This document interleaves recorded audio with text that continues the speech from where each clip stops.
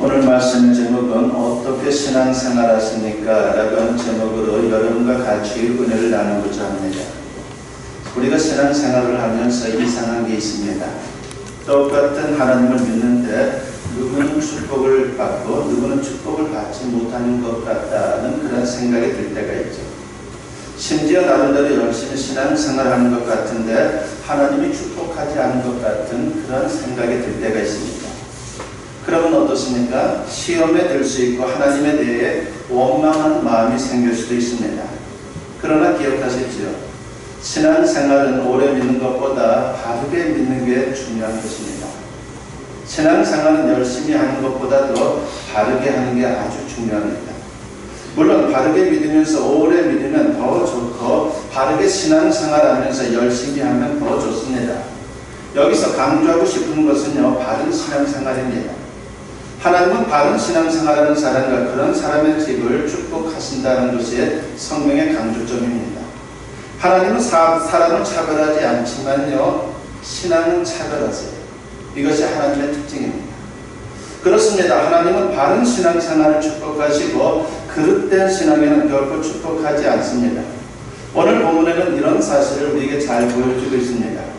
이 시간 말씀을 통해서 과연 나는 바른 신앙생활을 하고 있는지 점검해보는 그런 시간이 되었으면 합니다.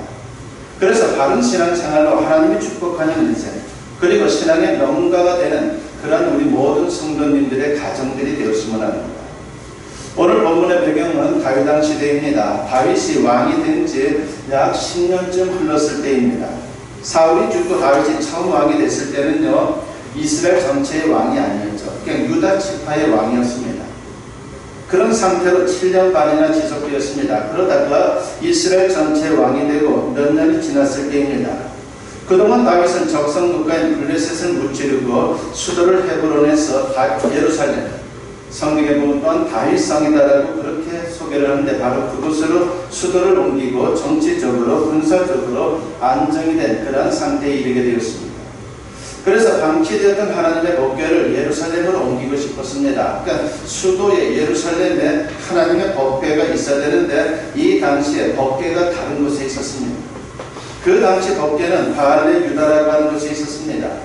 오늘 본문 2절에 보면은 다윗이 일어나 자기와 함께 있는 모든 사람과 더불어 바알레 유다로 가서 거기서 하나님의 궤를 내어오려 하니 그 궤는 그룹들 사이에 좌정하신 만군의 여호와의 이름으로 불리는 곳이라 그랬습니다. 바알레 유다, 달리 이름을 말하면 기랏 여아림이라고 성경은 소개를 하죠. 법궤는 본래 성막 안에 놓인 큰 상자입니다. 거룩한 상자. 성막은 솔로몬 왕 때 건축된 성전의 전신입니다. 거룩한 텐트라고 하는 뜻으로서 하나님의 임재의 상징으로 세워진 것입니다. 해막이라 부르기도 하는데 해막은 바로 한자를 풀어서 이렇게 보면요, 만남의 텐트라고 하는 뜻입니다. 하나님이 인간을 만나주시는 장소라고 하는 것이죠. 그리고 성막에는 성소와 지성소라고 하는 두 개의 방으로 나뉘어져 있습니다. 그 중에 지성소 안에 바로 그 유명한 법궤가 안치가 되는 겁니다. 그리고 법궤 안에는 우리가 잘 아는 아론의 쌍난 지팡이, 그리고 십계명 돌판, 그리고 만나 항아리가 거기에 들어있습니다. 이 세 가지는 하나님의 임재를 상징하는 겁니다.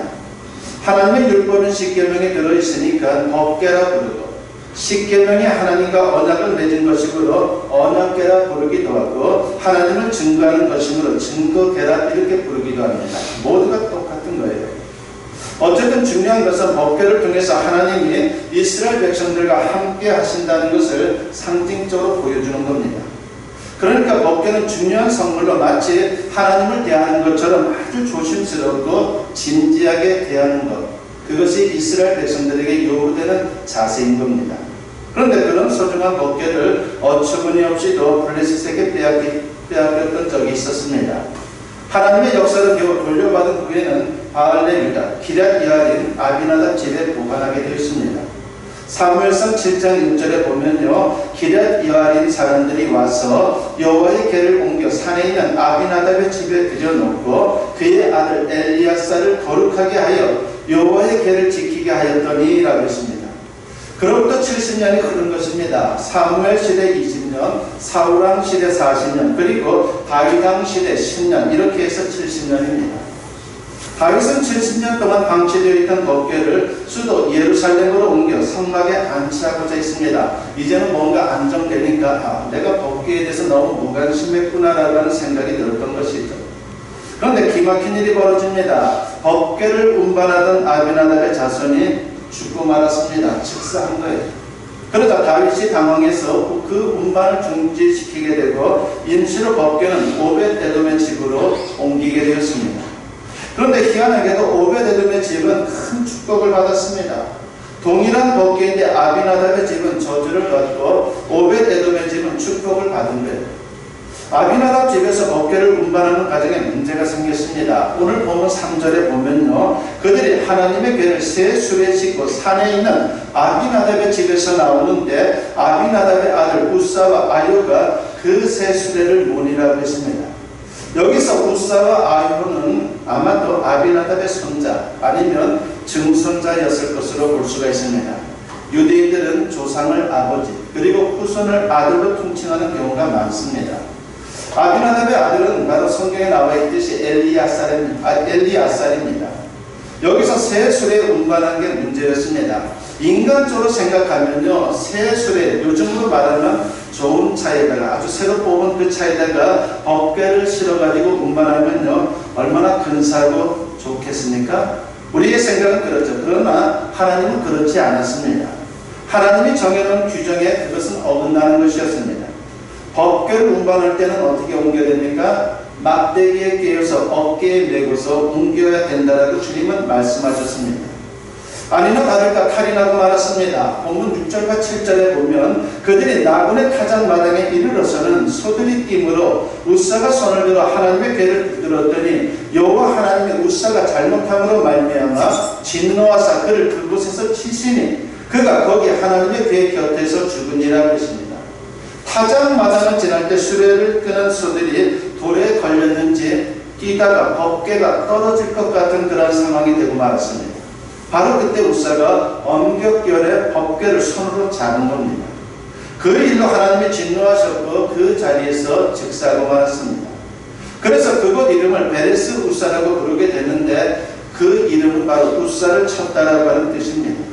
다시 말하면 우사가 하나님의 저주를 받았다는 것이죠. 하나님의 일을 열심히 하다가 비극적인 일이 일어나고 말았습니다.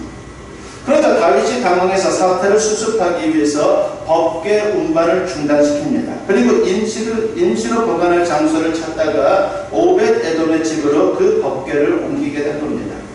그렇게 해서 법궤를 예루살렘에 안치할 때까지 그 오벳에돔의 집에서 석 달 정도 있게 되었는데 이번에는 어떤 일이 일어납니까?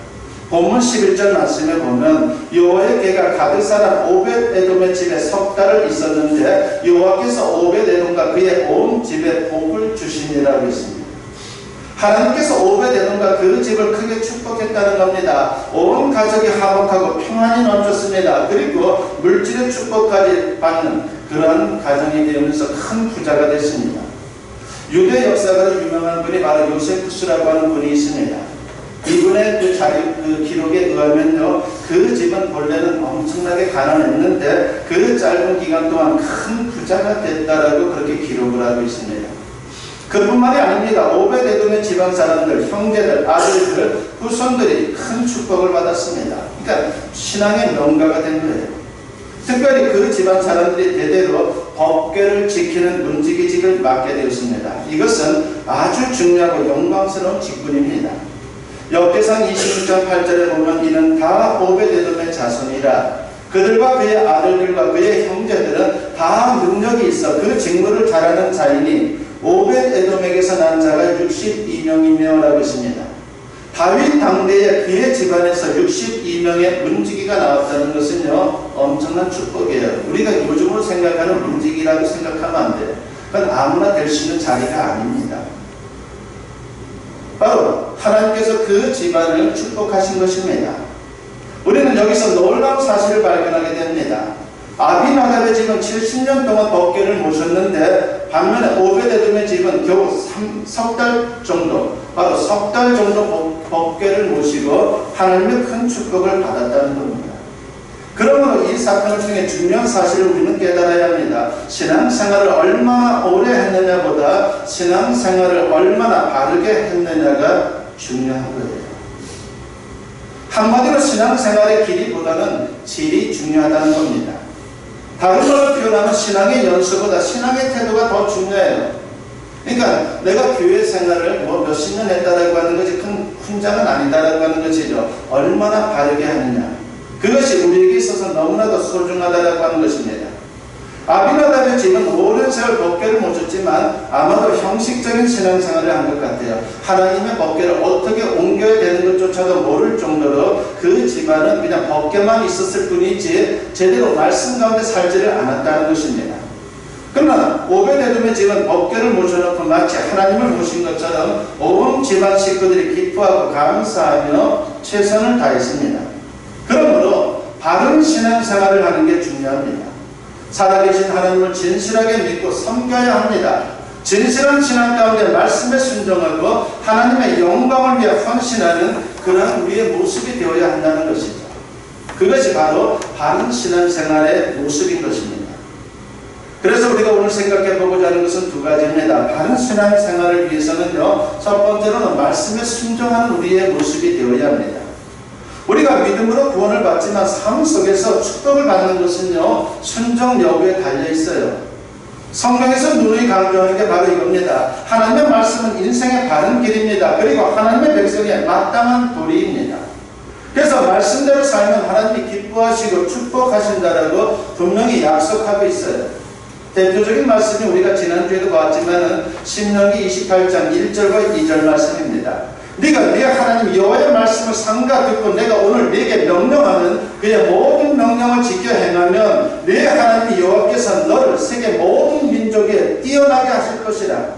네가 네 하나님 여호와의 말씀을 청종하면 이 모든 복이 네게 임하며 네게 이르리니라고 했습니다. 순종하면 반드시 축복하신다고 주님이 약속하고 있습니다. 신명기 28장 뒷부분에는 이와는 반대로 말씀을 듣지 않거나 듣고도 순종하지 않으면 축복이 아니라 오히려 저주가 따른다라고 주님은 말씀합니다. 우리가 말씀에 불순종하는 이유가 무엇입니까? 내 생각에는 그게 아닌데 하는 마음이 있어서 그래요. 내 생각에는 그게 아니다라고 생각하는 게 우리에게 문제라고 하는 겁니다. 이게 탈입니다. 하나님의 생각이 들어있는 말씀이 주어지면요, 무조건 우리가 순종해야 되는데 내 생각을 앞세우니까 하나님의 말씀을 비판하고 거역하는 것입니다. 어떻게 우리의 아둔한 머리로 전지전능하신 하나님의 말씀을 판단할 수 있단 말입니다. 그래서 우리는 하나님께서 말씀하시면 그냥 아멘하고 순종할 뿐입니다. 그러면 약속하신 대로 반드시 하나님이 축복하십니다. 아비나답 집 식구들은요, 자기들 생각에 법궤를 새 술에 싣고 운반하면 하나님이 좋아하실 것이다라고 그렇게 알았어요. 그러니까 자기들 생각으로 신앙생활을 한 것이고 하나님을 대한 것입니다. 그러나 그건 자기들 생각이지 하나님의 생각은 아니었습니다. 반대로 오벳에돔의 집 식구들은요, 하나님의 말씀을 곧이곧대로 믿고 순종했습니다. 여기서 두 집이 저주와 축복으로 갈라진 것입니다.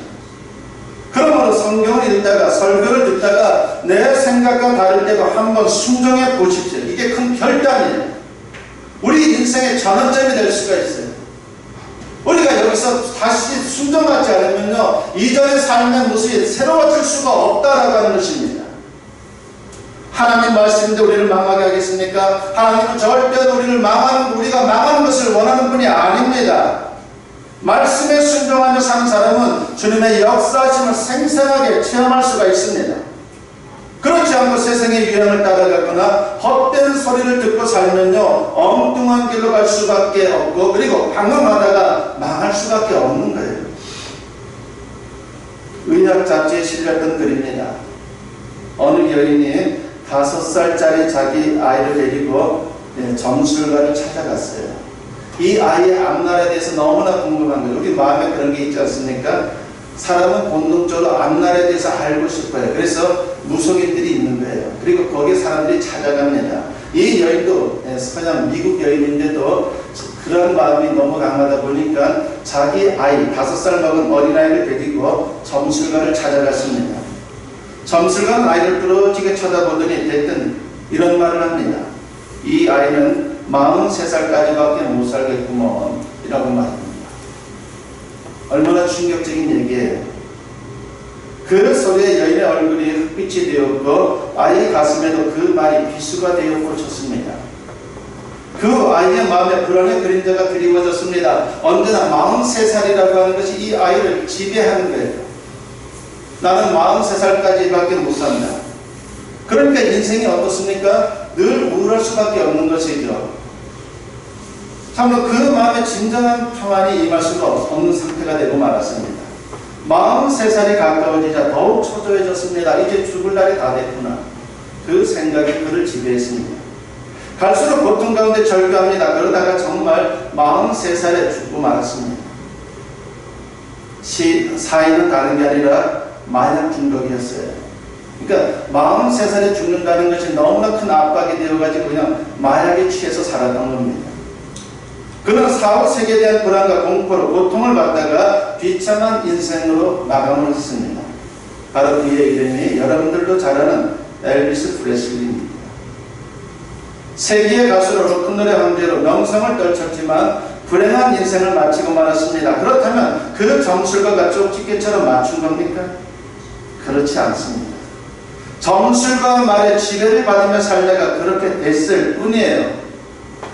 누가 이렇게 말하면 우리는 거기에 지배를 당하는 경우가 굉장히 많아요. 그래서 여러분 어떤 예언이 주어진다 할지라도요, 그거 그대로 받아들이면 안 돼요. 예언을 누구한테 예언할 때 그 예언을 가지고 그 사람을 지배하는 겁니다. 그리고 그 자기 마음대로 조정하려고 해요. 그래서 예언을 앞세우는 그러한 사람은요 거의 99.9%가 다 가짜예요. 교회도 그런 사람들이 종종 나타나죠.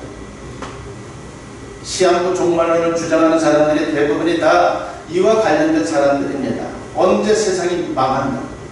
그러나 그때와 그 시는 우리가 아무도 몰라요. 우리는 그날이 언제 올더라도 주님을 맞이할 준비하는, 그래서 성실하게 살아가는 것이 우리에게 주어진 사명인 겁니다. 우리는 바로 그러한 존재라고 하는 것을 잊어서는 안 됩니다. 세상의 거짓과 헛된 소리에 끌려다니면요 이렇게 되는 겁니다. 인생의 운명이나 숙명이라는 게 있는 게 아닙니다. 우리 인생은 살아계신 예수님이 함께해 주시는 가운데 얼마든지 새롭게 변화될 수 있다라고 하는 것을 우리는 분명히 믿어야 합니다. 인생은 미리 녹화한 것을 틀어줘도 정해진 인생을 꼼짝없이 사는 게 아니에요. 인생은 녹화가 아니라 라이브입니다.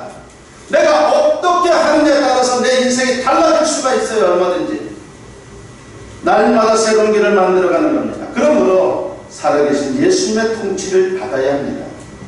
그 통치를 받는 길은 다른 게 아니라 하나님 말씀에 순종하는 겁니다. 그러면 당대뿐만이 아니라 대대로 복을 받는 그런 우리의 신앙의 명가가 세워지게 되는 겁니다. 출애굽기 20장 6절에 보면 나를 사랑하고 내 계명을 지키는 자에게는 천대까지 은혜를 베푸느니라고 있습니다. 신앙의 명가가 될 수 있는 방법에 대해서 우리에게 말씀하고 있는 거예요. 그런데 말씀대로 산다는 게 쉽지 않습니다. 세상은 자꾸 우리를 미혹합니다. 그래서 세상 말이 더 그럴듯하게 보입니다. 그러나 분별력을 갖고 하나님 말씀에 나타난 선한 뜻대로 우리는 살아야 됩니다. 그럴 때 승리할 수 있습니다. 아무쪼록 오베데돔 그 집처럼 참 하나님을 진실되게 섬기고 말씀에 순종함으로 약속하신 축복을 받아 누릴 수 있는, 그래서 신앙의 명가를 세우는 우리 모두가 되었으면 합니다. 두 번째로 바른 신앙생활을 위해서는요 하나님의 영광을 위해 헌신해야 해요. 이것이 신앙의 명가를 세우는 비법입니다. 오베데돔의 집은 하나님의 영광을 위해 헌신함으로 큰 축복을 받았습니다. 우사가 법궤를 운반하다가 현장에서 즉사했을 때 분위기가 어땠습니까? 살벌하고 소름이 돋았을 거예요. 하나님의 법궤, 하나님의 임재를 상징하는 그 상자를 옮기는데 사람이 죽었다. 얼마나 소름 돋는 그런 일입니까? 용맹스러운 장군 출신인 다윗 왕조차도 두려워했으니 두말할 필요가 없는 겁니다. 그런데 오베데돔과 그의 집이 법궤를 흔쾌히 영접합니다. 대단한 참 결단인 거죠. 다윗 왕조차도 성경에 보니까 법궤가 오는 것을 두려워했어요. 그런데 오베데돔의 집은 그렇지 않았습니다. 법궤를 영접합니다. 큰 헌신인 것이죠. 본문 9절과 10절에 보면요, 다윗이 그날에 여호와를 두려워하여 이르되 여호와의 궤가 어찌 내게로 오리요 하고 다윗이 여호와의 궤를 옮겨 다윗성 자기에게로 메어가기를 즐겨하지 아니하고 가드 사람 오벳에돔의 집으로 메어간지라고 했습니다. 하나님을 사랑하는 사람은 하나님의 영광을 위해 하는 모든 일을 기쁜 마음으로 감당하게 되는 겁니다. 이 법궤 때문에 사람이 죽었다 할지라도 그건 하나님의 법궤, 하나님의 인재를 상징하는 것이므로 내가 죽더라도 그 법궤를 모셔오겠다라고 하는 마음으로, 기쁜 마음으로 그 법궤를 자신의 집으로 모시고 온 거예요.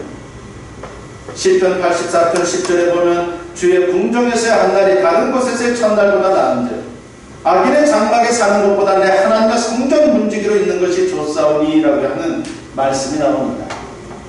하나님이 주어서 하나님을 위한 일이 아무리 사소할지라도 즐거워하며 헌신하겠다는 것을 고백하고 있는 거예요. 우리는 하나님의 자녀로서 많은 은혜를 입었습니다. 그리고 장차 천국에 들어가면요, 하늘의 영광과 보화를 얻게 될 것입니다. 그러므로 하나님을 위한 수고와 고난도 자청할 수 있는 그런 하나님의 사람들이 되어야 합니다. 그것은 우리에게 더 큰 축복과 영광이 되는 거예요. 로마서 8장 17절과 18절에서 사도 바울이 이런 말씀을 하죠. 자녀이면 또한 상속자 곧 하나님의 상속자여 그리스도와 함께한 상속자니 우리가 그와 함께 영광을 받기 위하여 고난도 함께 받아야 할 것입니다. 생각하건대 현재의 고난은 장차 우리에게 나타날 영광과 비교할 수 없도다라고 했습니다. 옛날 미국 서부 철도에서의 미스터 앤더슨이라고 하는 미스터 앤더슨이라고 하는 사람이 이제 새 사장으로 부임을 했습니다. 그가 현장을 돌아보는 중에 수염이 덥수룩한 한 노인과 마주치게 되었습니다. 노인이 먼저 알아보고 반갑게 인사를 합니다. 미스터 앤더슨 아니요? 나요? 나 알아보겠어? 20년 전 텍사스에서 일당 $5 받고 같이 일하지 않았어? 정말 반갑소. 이렇게 말했습니다. 이 말을 듣고 앤더슨 사장은 그를 알아보고는 반갑게 포옹을 했습니다. 그리고는 이렇게 말합니다. 정말 오랜만이요. 그간 어떻게 지냈어? 그런데 말이요, 20년 전 당신은 일당 $5 벌기 위해 일했는지 모르지만 나는 온전히 철도를 위해 일했다고. 나는 이 일이 너무나도 좋아서 사명감을 가지고 이 일을 했다고 그렇게 말했습니다. 무슨 말입니까? 두 사람이 처음에는 똑같이 막노동을 했지만 한 사람은 $5 임금만을 위해 일했고 다른 한 사람은 철도 자체가 좋았어. 그리고 사람들에게 편리하게 그들의 이동을 돕는 것이 보람이 있어서 즐겁고 열정을 가지고 그 일을 했다는 것입니다. 각각의 태도가 그들의 인생길을 갈라놓았습니다. 일개 회사를 위해 충성을 해도 이럴진데 하나님의 영광을 위해 충성하고 헌신하면요, 얼마나 큰 축복과 영광을 우리가 얻겠습니까? 아비나답의 집과 오벳에돔의 집의 차이가 무엇 때문입니까? 신앙의 태도에서 차이가 생겼습니다. 부디 오벳에돔과 그의 집처럼 하나님을 진실한 마음으로 섬기고 순종과 헌신으로 신앙생활하는 우리 모두가 되었으면 합니다. 그래서 하나님이 예비하신 큰 축복과 영광이 있는 믿음의 명가를 세울 수 있는 저와 여러분 모두 될 수 있기를 주님의 이름으로 간절히 축원합니다.